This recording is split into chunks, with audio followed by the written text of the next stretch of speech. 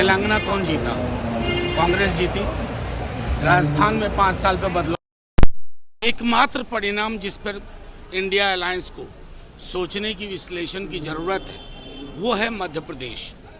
बाकी हर राज्य में, और मैं तो मुबारकबाद दूंगा कि अगर प्री मैच्योर सेलिब्रेशन करना चाहते हैं, ये क्षेत्रीय सरोकारों पर लड़ा गया चुनाव था। कल तक बीजेपी के लोग भी कह रहे थे ना, इसका लोकसभा से कोई लेना देना नहीं है। आज मैं बीजेपी के लोगों की ही बात दोहरा रहा हूँ, इसका लोकसभा से कोई लेना देना नहीं है।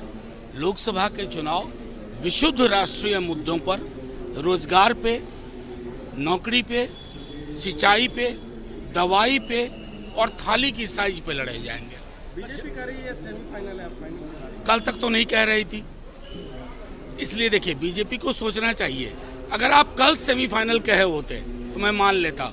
कल तक आप कह रहे थे कि कोई मतलब नहीं है इसका चुनाव से, तो मैं समझता हूँ हर चुनाव, कर्नाटक बीजेपी हार गई, उनके लिए सबक था।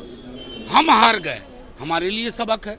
अब इस सबक के आधार पर हम कैसे आगे बढ़ते हैं, ये महत्वपूर्ण है।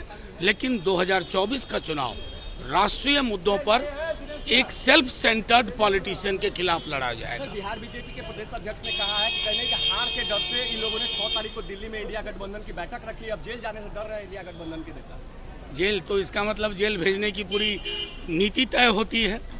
आप मुकदमे से जेल नहीं जाते हैं, बीजेपी के मंशा के आधार पर जेल जाते हैं। अगर तानाशाही हुकूमत के पक्ष में सम्राट जी ताली बजा रहे हैं तो ये बीजेपी है। किस दिन आपको यूज एंड थ्रो करके फेंक देगी आपको नहीं पता।